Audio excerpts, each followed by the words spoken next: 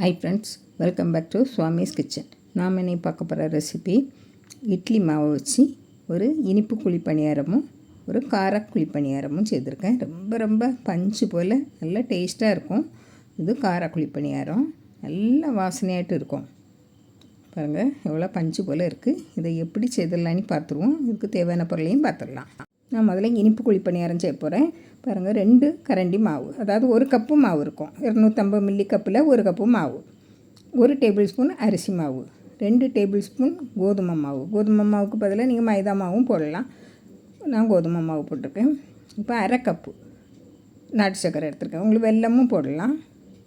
இப்போ 1/4 டீஸ்பூன் ஏலக்காய் பொடி போட்டு நல்லா கலந்து விடுங்க. இந்த வெல்லம் கரைஞ்சி வரதுக்கு கொஞ்சம் நேரம் ஆகும். அதனால் நான் மிக்ஸி ஜாரில் போட்டு 2 சுற்றினாலே நல்லா அழகாக கரைஞ்சி வந்துடும். தண்ணி எதுவும் சேர்க்க வேண்டாம். பாருங்கள் இப்படி வந்துடும். மிக்ஸி ஜாரில் அரைச்சி எடுத்து இப்படி எடுத்துடுங்க. பாருங்கள் நான் மிக்ஸி ஜாரில் தான் போட்டு அரைச்சி எடுத்தேன். இப்படி வந்திருக்கு. இப்போ இதில் 2 டேபிள் ஸ்பூன் துருவின தேங்காய் போட்டு நல்லா கலந்து விட்டுடுங்க. இதில் 1 டேபிள் ஸ்பூன் வெள்ளை எள்ளும் சேர்த்து கலந்து நல்லா கலந்து வச்சுக்கிட்டு நம்ம குழி பணியாரமாக சுட்டு எடுக்கலாம். நம்மளுக்கு இட்லி மாவுனால கொஞ்சம் புளிப்பு லேசாக இருக்கும். அதனால் நம்ம பேக்கிங் சோடா எதுவும் போட வேண்டாம். உளுந்து சேர்ந்துருக்கனால பாருங்கள் நல்ல எண்ணெய் காய்ச்சதும் ஒரு துளி விட்டு பாருங்கள், நல்லா உடனே மேலே வரணும். இப்போது 3/4 பாகம் அளவுக்கு நீங்கள் மாவை விடுங்க.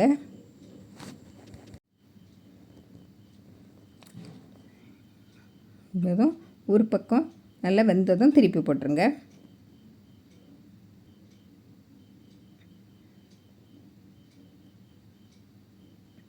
உங்களுக்கு இதோட கொஞ்சம் சாஃப்டாக வேணும்னா 2 பிஞ்ச் பேக்கிங் சோடா போட்டிருக்கேன்.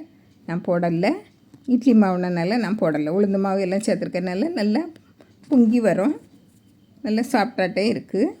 இப்போ நம்ம நல்லா வெந்துட்டு எடுத்துருவோம். எண்ணெயும் அதிகமாக குடிக்கல. பாருங்கள் எவ்வளோ எண்ணெய் மீதி இருக்குது ஒவ்வொரு குழியிலையும். இப்போ நான் ரெடி ஆகிட்டு நல்லா சாஃப்டாக பஞ்சு போல் இருக்குது. பாருங்கள் எவ்வளோ உருண்டுகிட்டு இருக்குது. இப்போ நம்ம காரக்குழி பணியாரத்தை பார்த்துருவோம்.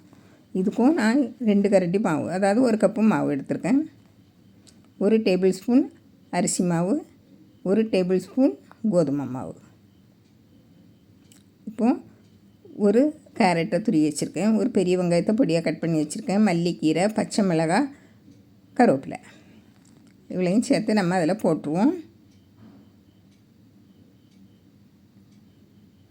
போட்டுட்டு இதுக்கு தேவையான அளவு உப்பு, நம்ம இட்லி மாவில் ஏற்கனவே உப்பு இருக்குது, அதனால் பார்த்து போட்டுவிடுங்க.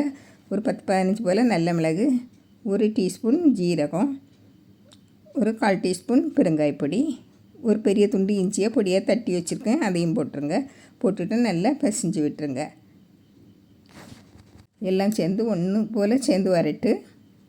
உப்பு எல்லாம் பார்த்துக்கிடுங்க இந்த நேரத்தில். பாருங்க இப்போ நல்லா கெட்டியாக இருக்குது. அதனால் கொஞ்சமாக தண்ணி விட்டு கலந்துடுங்க. நம்ம இந்த போண்டாக்களுக்கெல்லாம் இப்படி எடுத்து விடுவோம் இல்லையா, அதே பக்குவத்தில் இருக்கணும். பாருங்கள் இப்போ அகப்பையை போட்டு பாருங்கள், இன்னும் கொஞ்சம் கெட்டியாக தான் இருக்குது. இன்னும் கொஞ்சமாக தண்ணி விடணும். அப்படின்னா தான் நல்லா வெந்து வரும், நல்லா சாஃப்டாட்டும் இருக்கும். இன்னும் கொஞ்சமாக விட்டு நல்லா கலந்துடுங்க. உங்களுக்கு பேக்கிங் சோடா போடணுன்னா போடுங்க, நல்லா சாஃப்டாக வரும். நான் போடலை. பாருங்கள் இப்போது குழிப்பணியார கல்லை நல்லா சூடுபடுத்திட்டு அதில் கொஞ்சமாக எண்ணெய் விட்டு பாருங்கள், ஒரு துளி போட்டு பாருங்கள், நல்லா உடனே பொரிஞ்சு மேலே வரணும். அப்புறம் அடுப்பை குறைச்சிக்கிட்டு நீங்கள் மாவை விட்டுருங்க. இது இனிப்பு குழி பணியாரம் சாப்பிடாதவங்களுக்கு கார குழி பணியாரம் நம்ம ஒரே மாவில் இப்படி செய்திடலாம். குழந்தைகளுக்கு இனிப்பு பணியாரமும் பெரியவங்களுக்கு கார குழி பணியாரமும். பாருங்க ஒரு பக்கம் வந்தோடனே திருப்பி போட்டுருங்க. நல்லா செவந்து வரும். நல்லா வெந்து வார நேரத்தில் நல்ல வாசனையாட்டம் இருக்கும். அது திருப்பி போட்டாச்சு. இனிமேல் இதையும் நல்லா வெந்தோடனே எடுத்துருங்க.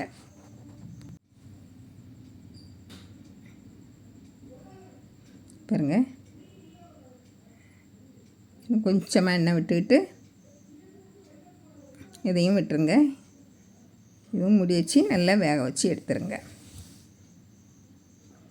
பாருங்கள் இவ்வளோ பந்து போல் வந்திருக்குன்னு பாருங்கள்.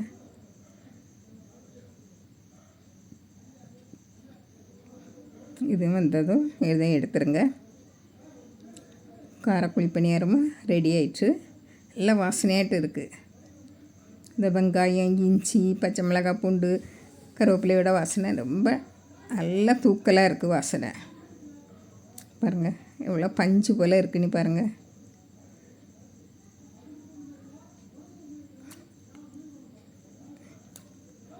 ரொம்ப ரொம்ப டேஸ்ட்டாக இருக்குது பாருங்கள். இது காரக்குழி பணியாரம், இது இனிப்பு குழி பணியாரம்